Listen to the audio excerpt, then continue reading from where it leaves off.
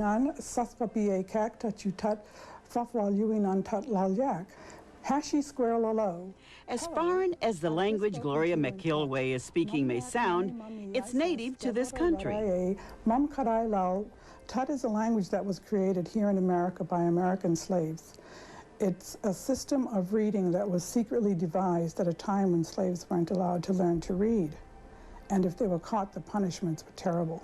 In spite of the risk, mothers taught their children, and the language was handed down from generation to generation. That's how it was in Gloria's family.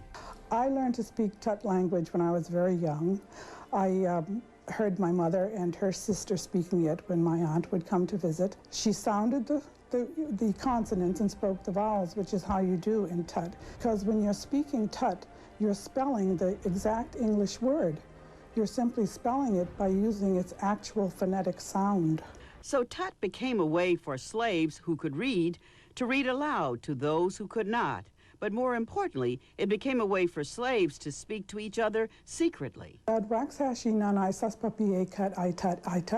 30 years ago, the former office administrator started to research and study Tut seriously, and eventually opened an office in her home. The result is the first book ever written in Tut. Of the 1,500 books that I had in original print, I've sold about 700 of the books myself. And I also have a website. If you click on the little picture of the word H-E-L-L-O, you'll hear Tashi Squirrel. That's hello in Tut. Since her retirement, Gloria McIlwain devotes all of her time to spreading the word about Tut.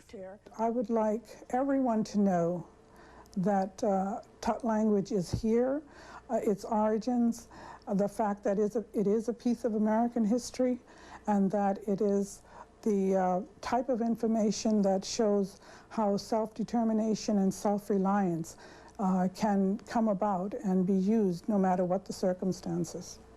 Well, from years of research, Gloria's found people, mostly from the southern part of the country, who speak Tut. But she also found Tut speakers in Trinidad, Canada, and the Midwest. And since she's been online, she's had inquiries from as far away as Amman, Jordan.